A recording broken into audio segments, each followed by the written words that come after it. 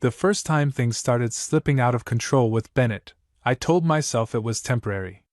That's the funny thing about bad decisions. Most of them don't feel bad at first. They feel exciting. Harmless.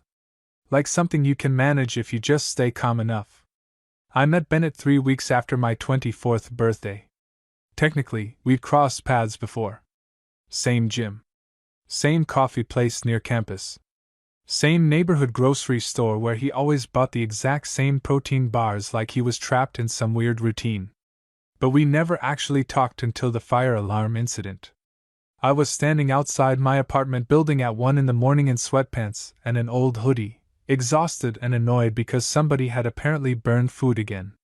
Half the tenants were crowded on the sidewalk complaining while smoke drifted lazily from an upper floor window.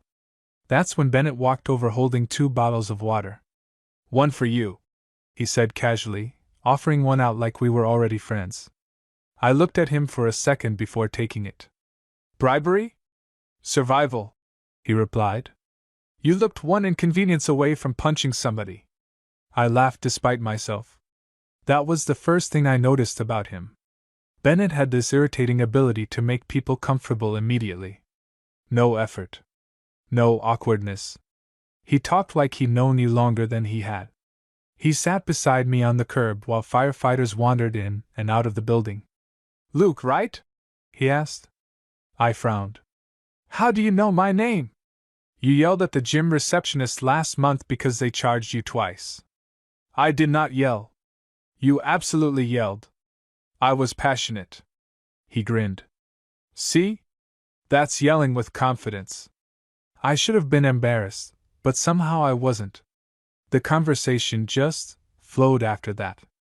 Bennett was 26. Worked freelance graphic design jobs from home. Slept weird hours. Drank too much iced coffee. Talked with his hands. Had this lazy smile that made it hard to tell when he was joking. At some point he nudged my shoulder lightly. "You always this serious?" "Pretty much." "That sounds exhausting." "You don't know me well enough to say that." "I know enough already." That should have annoyed me. Instead, I smiled. Big mistake. Because once Bennett realized he could make me smile, he turned it into a personal challenge. After the fire alarm night, we started running into each other constantly. Sometimes accidentally. Sometimes very obviously not. I'd leave for work and find him sitting outside the building drinking coffee. "You stalking me?" I asked one morning. "Relax," he replied. "I'm stalking the bakery across the street." "You're incidental." "Right. Want a muffin?" He always had an answer ready. And somehow, without either of us acknowledging it, he started becoming part of my routine. Gym together. Coffee together. Late night grocery runs together. It happened slowly enough that I didn't notice how attached I was getting until one Friday night when he didn't answer my texts for 6 hours. I kept checking my phone anyway. Pathetic. When he finally responded around midnight, all he sent was, "Sorry. Lost track of time." No explanation. No emoji. Nothing. And the stupid part? It bothered me way more than it should have. The next morning I found him in the apartment gym stretching near the treadmills like nothing had happened. "You disappeared," I said immediately. He glanced up. "Good morning to you too." "I'm serious. I went out with friends." "You couldn't answer once?" He blinked at me. Not defensive. Not guilty. Just surprised. Then a slow smile spread across his face. "Oh," he said quietly. "Oh what?" "You're annoyed." "I'm not annoyed." "You are." "I'm literally standing here annoyed." That made him laugh. Actually laugh. And for some reason, that made my irritation worse. "You think this is funny?" "No," he said, still smiling. "I think you care more than you want to." That shut me up instantly. Because the problem was, he was right. And somewhere deep down, I already knew things were starting to move too fast. The problem with Bennett was that he acted like everything was easy. Easy to joke. Easy to flirt. Easy to disappear for hours and come back smiling like nothing happened. Meanwhile, I was losing my mind over things I couldn't even explain properly. A week after the gym conversation, we ended up at his apartment for the first time. Technically, I was only supposed to help him move a desk. "That thing weighs like 100 pounds, he warned while unlocking his door. "It's a desk, not a car." "You say that now." The apartment surprised me. I expected chaos for some reason. Bennett always seemed slightly disorganized in public, hoodie half zipped, phone at 2%, forgetting where he parked. But his place was clean. Warm lighting. Vinyl records stacked near the TV. Plants somehow still alive. "You judging me?" he asked when he caught me looking around. "A little. Rude. You seem like the type to own one fork." "I own 4 forks," he replied proudly. "And 2 emotional support mugs." I laughed again. That was becoming a problem too. Around Bennett, I laughed constantly. We spent nearly an hour trying to maneuver the desk into another room while arguing about directions. "Left," I said. "My left or your left?" "There's only one left." "That feels objectively false." At one point we both lost our grip and the desk slammed into the wall hard enough to leave a dent. We froze. Then Bennett looked at the damage and sighed dramatically. "Well," he said, "security deposit's gone. I shouldn't have stayed afterward." That's the part 1 replay later. Because helping with the desk should have ended with, "Thanks, man. See you tomorrow." Instead, we ordered food. Then watched half a movie. Then started talking. Real talking. The kind that sneaks up on you without permission. At around midnight, Bennett was sitting cross-legged on the couch watching me carefully. "You know," he said, "you're very different than I expected." "That sounds insulting." "I meant it nicely." "What did you expect?"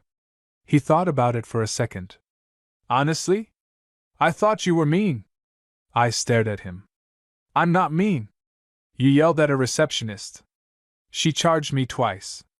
You glared at me for like 2 straight weeks before talking to me. I didn't know you." "You still glare now." "That's just my face." He grinned. "Exactly." I threw a pillow at him. He caught it easily. Then things got quieter. Not awkward quiet. Worse. Comfortable quiet. The kind that makes you suddenly aware of how close someone is sitting. How late it is. How easily one moment can become something else entirely. Bennett leaned back against the couch cushions and looked at me. "What?" I asked. "You ever feel like something's about to happen before it does?" My stomach tightened instantly. "That's vague." "You know what I mean." I absolutely knew what he meant. And I hated that I knew. Because for the last 2 weeks there'd been this tension sitting between us constantly. Not spoken out loud. Just there. In the gym. In elevators. In late-night conversations. Every time he smiled at me too long. Every time his hand brushed mine and neither of us moved away immediately. I stood up abruptly. "I should go home." Bennett looked surprised for half a second. Then something unreadable crossed his face. "Okay," he said softly. That should have been the end of it. Instead, he walked me to the door. And when we got there, neither of us moved. "You're doing that thing again," he murmured. "What thing?" "Acting like you're running from something." I crossed my arms. "Maybe I am." His eyes stayed on mine. "From me?" The air felt heavy suddenly. Way too heavy. "You make everything complicated," I said quietly. Bennett smiled a little at that. "Not teasing. Just honest." "No," he replied. "I think this was already complicated before me." That hit harder than it should have. Because he was right again. I'd spent years carefully controlling every part of my life. Work. Routine. Relationships. Everything organized into manageable pieces. Then Bennett showed up and started ruining the system just by existing inside it. And the worst part? I wasn't sure I wanted him to stop. He stepped closer then. Not touching me. Just close enough that my heartbeat immediately betrayed me. "Luke," he said softly. If you want me to back off, I will. I should have said yes. Instead, I stood there staring at him like an idiot while my entire brain short-circuited. That tiny hesitation changed everything. Because Bennett noticed it instantly. Of course he did. His expression shifted slightly. Softer now. Careful.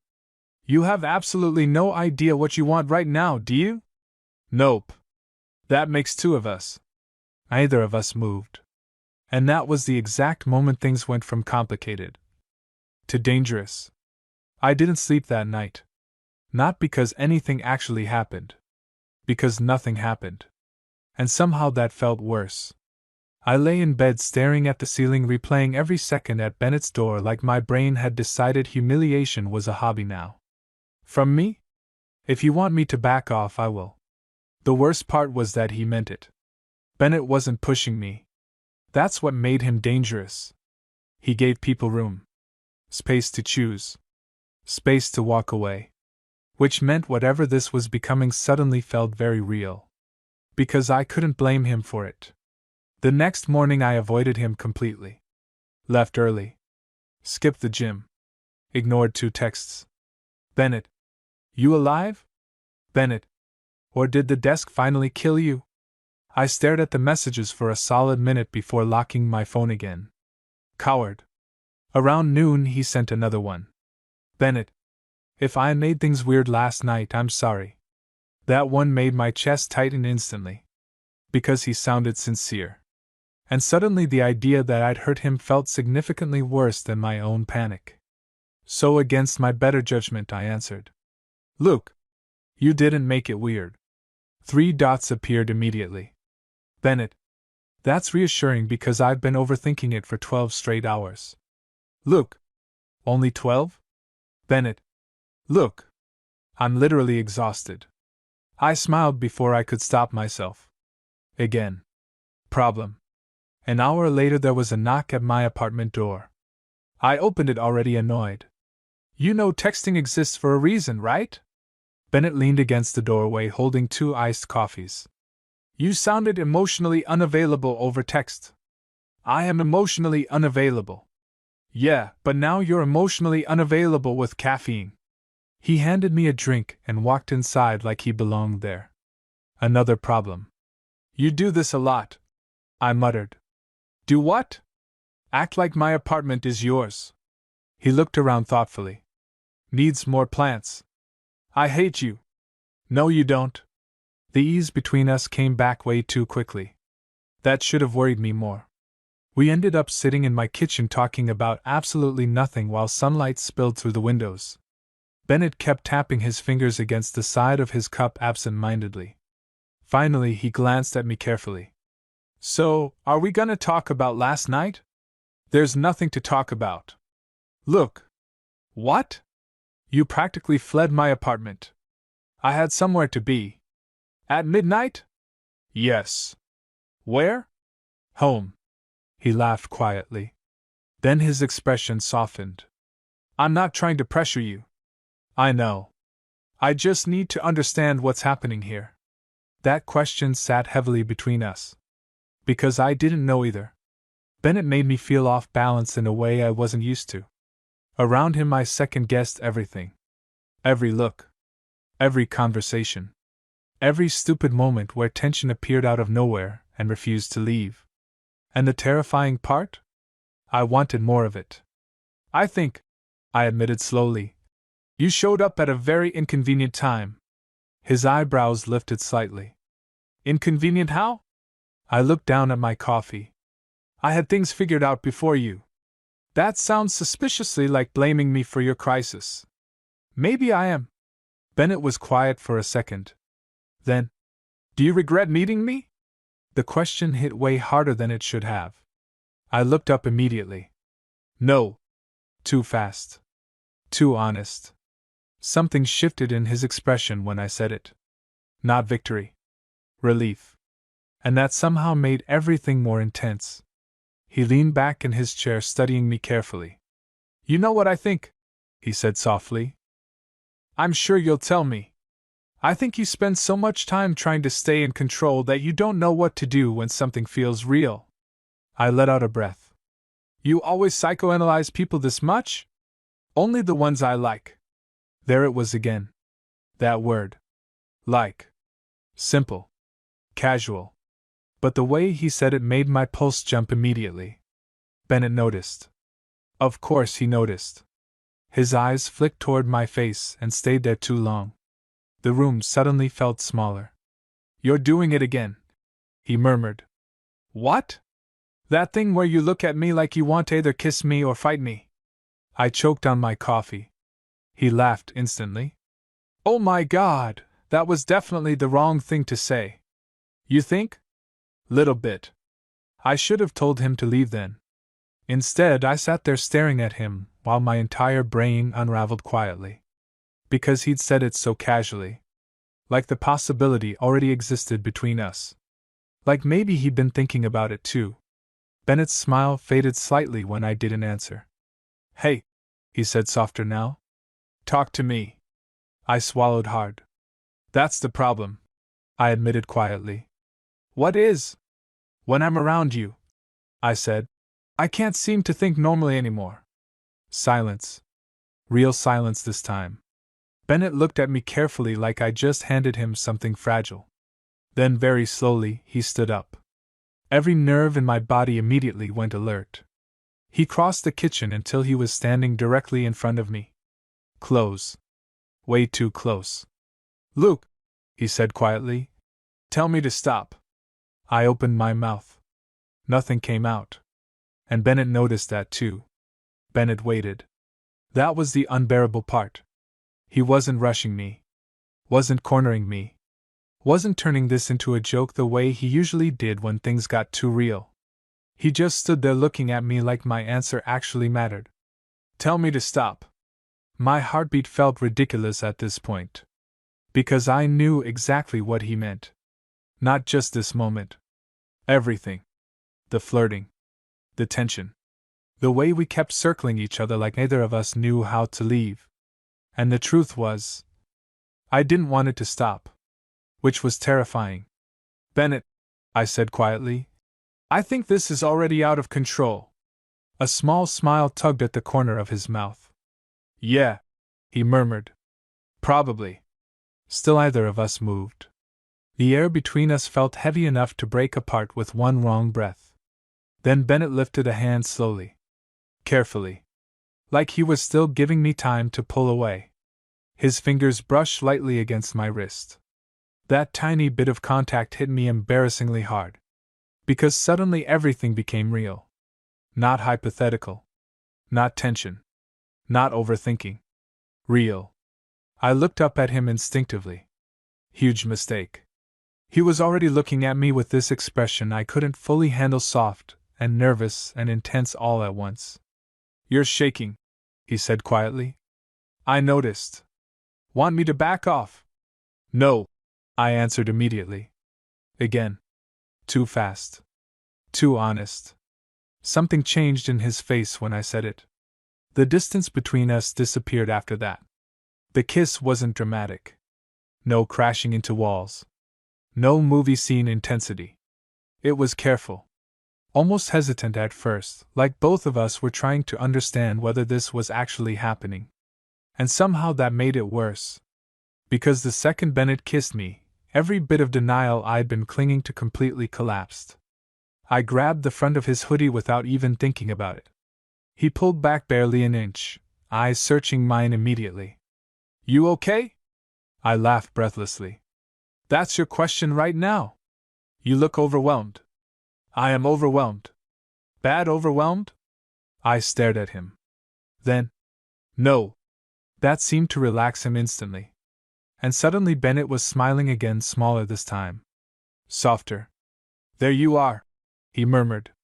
What does that mean? I don't know, he admitted. Feels like you've been trying not to do that for weeks. He was probably right. Which annoyed me. I hate how observant you are. You definitely don't hate it. Bennett. He laughed quietly. Then kissed me again before I could argue. And that one wasn't careful anymore. My brain completely stopped functioning after that. Somehow we ended up against the kitchen counter, both of us laughing nervously every few seconds because either of us could believe this was real. "This is a terrible idea," I muttered at one point. "Absolutely. So why are you smiling like that?" "Because," Bennett said, looking at me like I'd personally ruined his life. "I've wanted to do this since the fire alarm night." I blinked at him. "You're kidding. You sat on the curb yelling about tenants and looked weirdly attractive doing it. That's deeply concerning." "I know." I shoved his shoulder lightly. He caught my hand before I could pull away. That tiny gesture made the room go quiet again. Bennett looked down at our hands for a second, then back at me. And suddenly the mood shifted. More serious now. "Luke," he said softly, "I need to know something before this goes further." My stomach tightened instantly. "What? Are you gonna disappear tomorrow?" The question caught me completely off guard. Because underneath the teasing and confidence and flirting, Bennett sounded genuinely uncertain. Like he'd been waiting for me to panic eventually. And honestly, I understood why. A week ago I probably would have. Maybe even yesterday. But standing there looking at him now, I realized something uncomfortable. I didn't want to run anymore. "No," I said quietly. "You sure?" "No," I admitted honestly. "But I don't want this to be something I back away from just because it scares me." Bennett stared at me for a long second after that. Then very gently, he rested his forehead against mine. "That," he murmured, "might be the hottest thing you've ever said." I groaned immediately. "There he is," he said, laughing softly. "My deeply serious disaster of a man." "My what?" "You heard me." I should have corrected him. Instead, my entire chest tightened in a way that felt suspiciously dangerous. Because somehow, impossibly, everything had shifted in a single afternoon. And deep down, I think both of us knew this wasn't casual anymore. That was the real problem. Things should have slowed down after that. Logically, they should have. Two adults. One conversation. One moment of mutual panic followed by emotional honesty. That should have created caution. Instead, everything accelerated. Fast. By the end of the week, Bennett basically lived in my apartment. Not officially. But enough that his hoodie ended up on my couch for 3 straight days. Enough that he started making coffee in my kitchen without asking.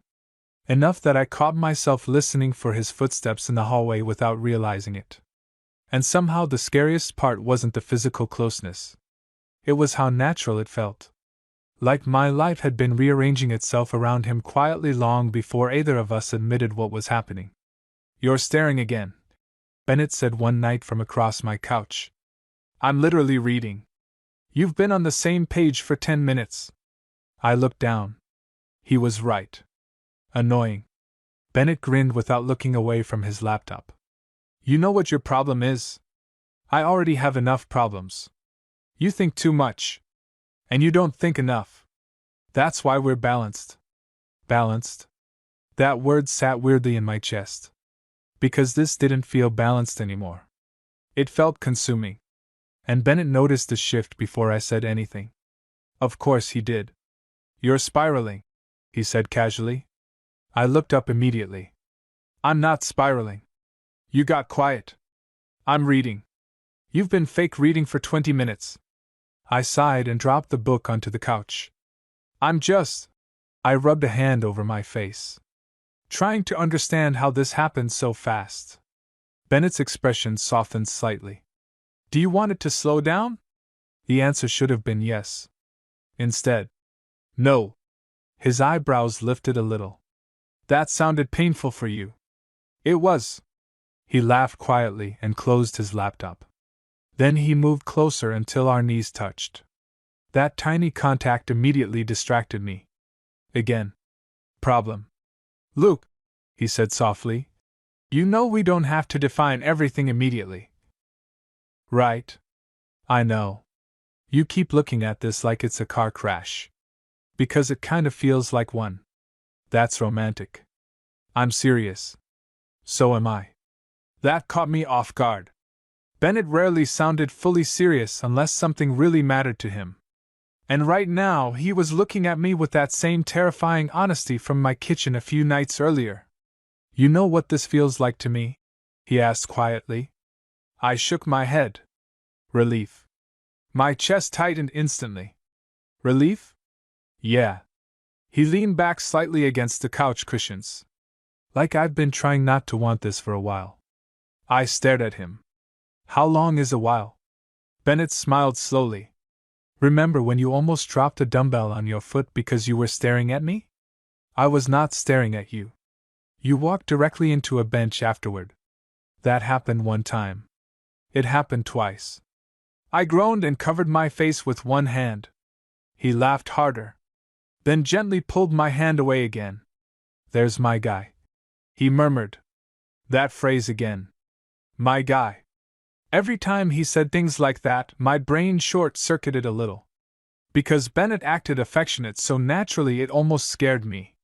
No hesitation. No weirdness. No games. Just, "Here you are. I like you. Come closer." Meanwhile, I was still internally panicking every 12 minutes.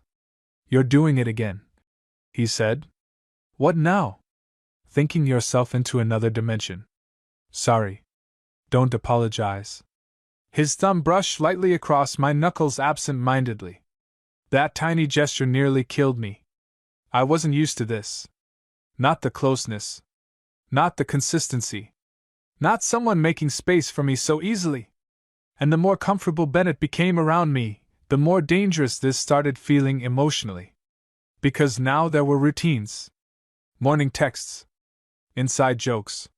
His head on my shoulder while we watched movies. Little things. The kind of things that sneak up on you before suddenly you're completely attached to someone. I realized how bad it had gotten the following Friday. Bennett had gone out with friends again. Normal. Healthy. Reasonable. And I absolutely hated it. Not because I thought he'd do anything wrong. Because I missed him after 2 hours like a complete idiot. At around 11 he texted me. "Bennett. You awake?" "Luke." "Unfortunately." "Bennett. Miss you." I stared at the screen so long my phone dimmed. 3 stupid words. That was all it took. My chest tightened immediately in this awful, overwhelming way I couldn't control anymore. Before I could overthink it, another message appeared. "Bennett. That was too much too soon, wasn't it?" I laughed out loud alone in my apartment. "Luke." "A little." "Bennett." "Cool, cool, cool." "Pretend," I said. "Hope your night is good, bro." "Luke." "Too late." Typing bubble. Then. "Bennett." "Yeah?" I swallowed hard looking at the screen. Because suddenly this didn't feel light anymore. And deep down, I think Bennett felt it too. "Luke." "Yeah." 3 dots appeared. Stopped. Appeared again. Finally. "Bennett." "Okay, wow. I need to come home before I say something insane." "Home." "Not your apartment." "Home." And that single word sent everything even further out of control. Bennett got home at 12:14 a.m. Yes, I checked. Twice. Maybe 6 times. I was sitting on my couch pretending to watch some documentary when I heard his footsteps in the hallway outside my apartment. Then, a knock.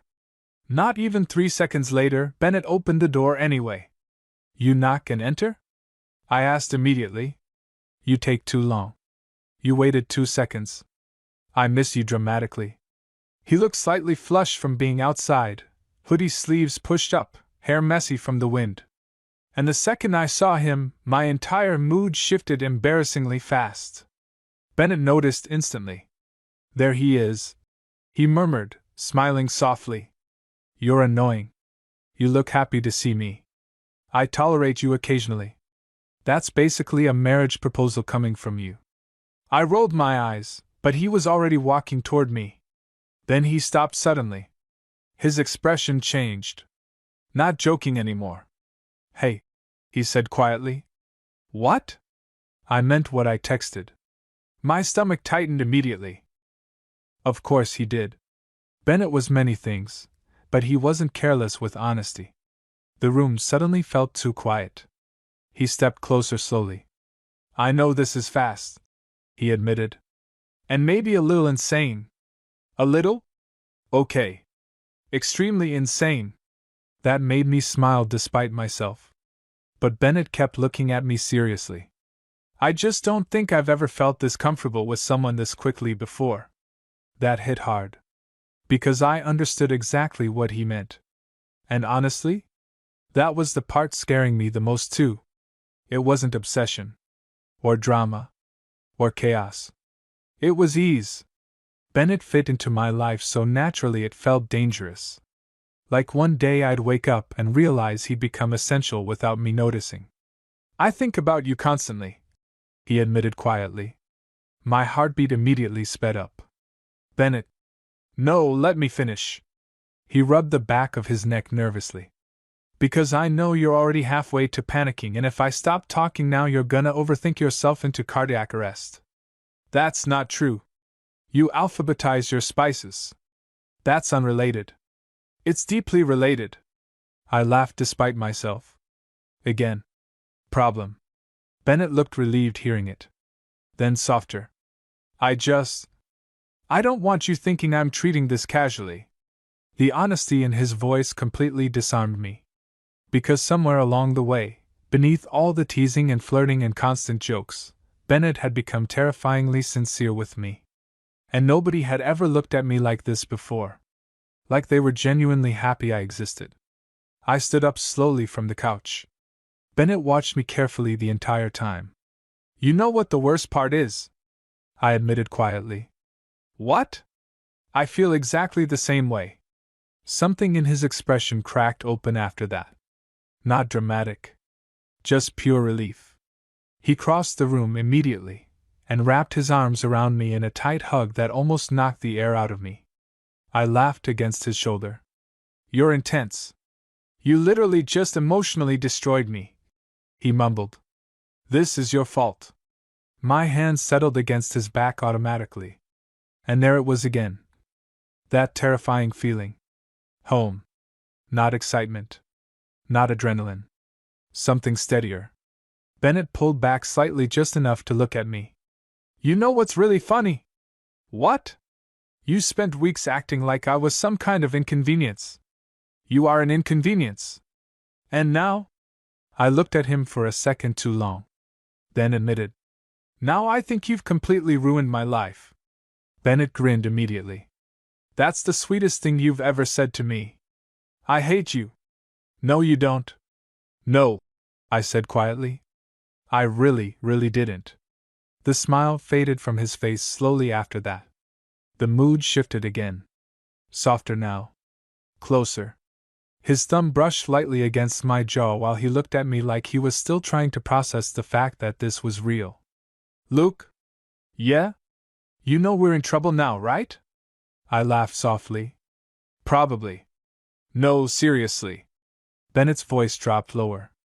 Because I don't think I know how to do this halfway anymore. That sentence settled deep in my chest. And suddenly every fear I'd been avoiding came rushing back all at once. Because this wasn't just attraction anymore. It wasn't even just feelings. This had become dependence frighteningly fast. The routines. The comfort. The way my entire day shifted depending on whether Bennett was around. And the terrifying part? I didn't want less of him. I wanted more. Way more. Which meant one very dangerous thing. Everything had officially gone completely out of control. The first fight happened because of a toothbrush. Which honestly feels ridiculous now, considering how intense everything else became afterward. But at the time, it felt huge. I walked into my bathroom one Tuesday morning half awake and immediately stopped. There, sitting beside my toothbrush, was Bennett's. Just casually existing there like it belonged.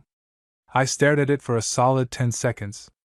Then Bennett wandered into the bathroom behind me wearing my sweatshirt and rubbing sleep from his eyes. You're glaring at dental hygiene, he observed. You left your toothbrush here. Yeah. Intentionally? He blinked at me like the answer was obvious. I spend like 5 nights a week here. That's not the point. Bennett's expression shifted immediately. Not defensive. Concerned. Look. What? Why do you sound panicked? Because I was panicked. Not about the toothbrush itself.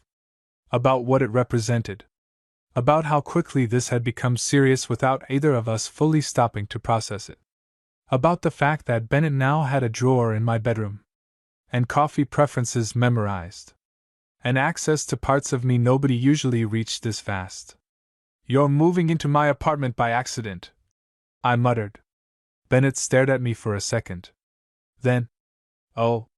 That one word instantly made me feel worse. Because suddenly he looked careful.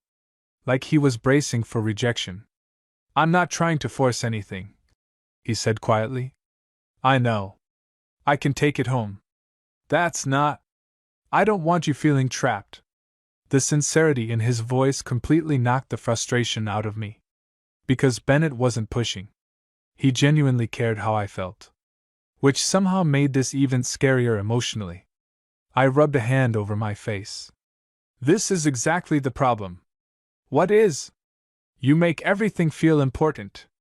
Silence. Bennett leaned against the doorway watching me carefully. Then softer. Maybe it is important.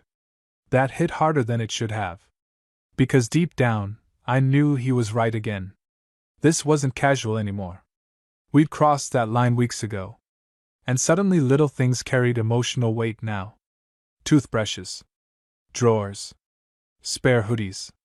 Tiny domestic moments that quietly said, you belong here.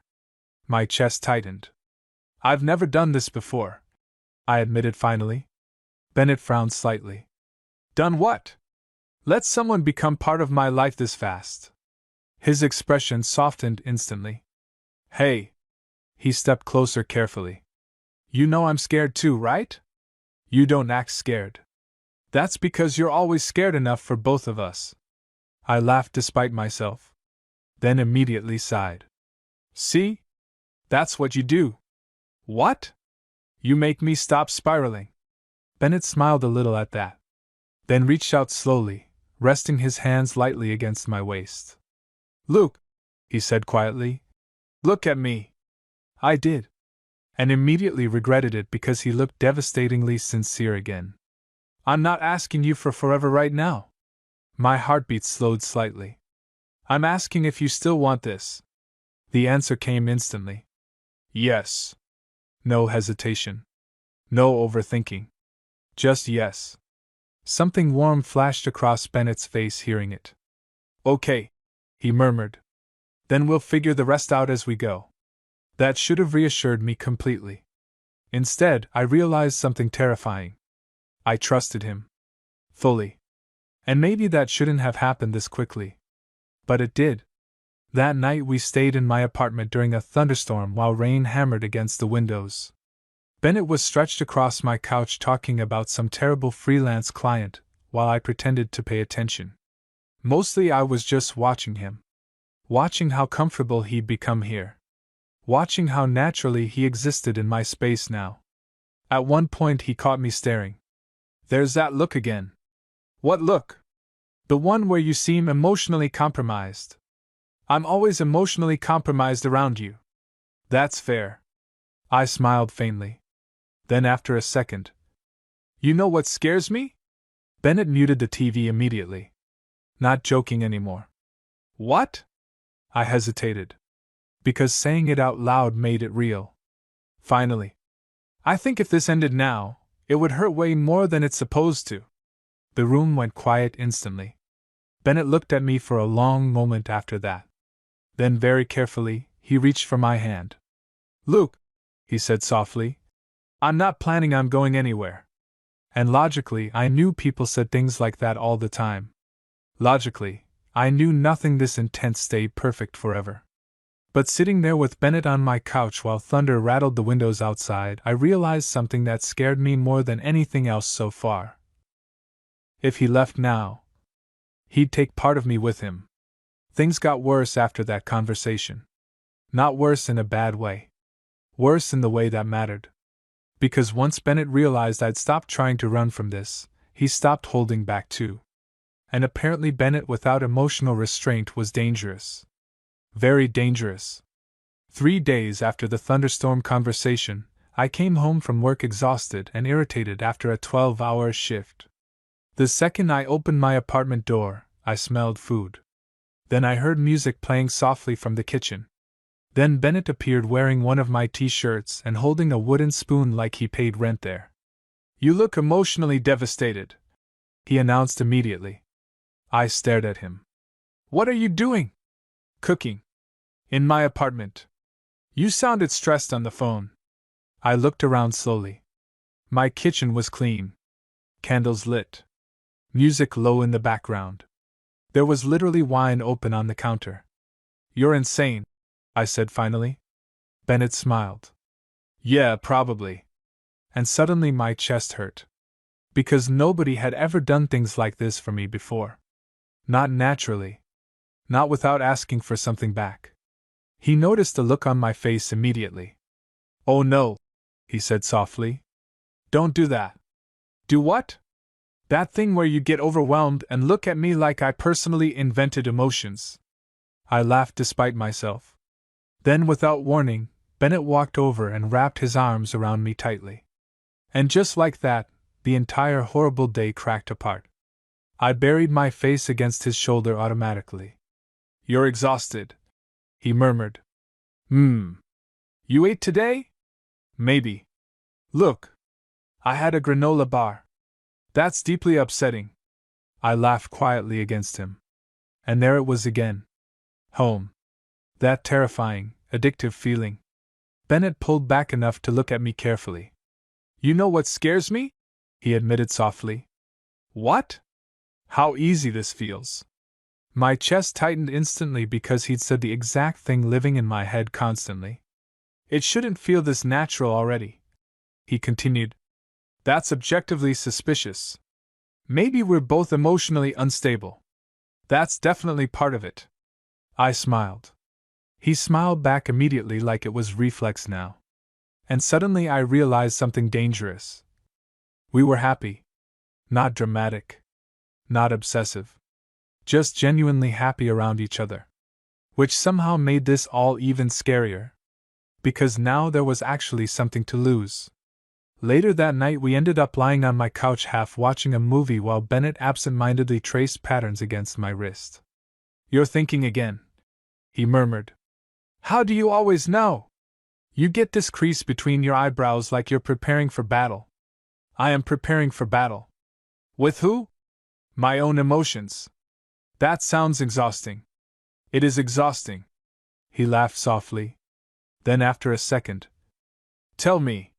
I hesitated. Because the truth sounded ridiculous. But Bennett waited patiently like he always did. Finally I admitted. "I think I'm falling in love with you." Silence. Immediate silence. The words hung between us so heavily I almost wished I could take them back. Not because they weren't true. Because they were too true. I stared at the ceiling, unable to look at him suddenly. "Well," I muttered nervously. That came out aggressively. Bennett still hadn't answered. Panic immediately started climbing into my throat. "Okay, cool," I said quickly. "You don't have to say anything right now, I just apparently decided emotional honesty was a good idea. Look." I stopped instantly. Bennett's voice sounded wrecked. I finally looked at him. Huge mistake. Because he was staring at me with this completely overwhelmed expression I'd never seen before. "You absolute idiot," he whispered softly. My stomach dropped. "That sounds negative." Bennett laughed suddenly. Not mocking. Disbelieving. Then he grabbed my face with both hands. "I've been in love with you since the gym argument about protein powder." I blinked at him. "What?"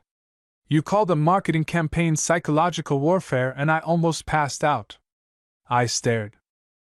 Then laughed so hard I had to cover my face. "That's your romantic realization? You were aggressively passionate. That's humiliating."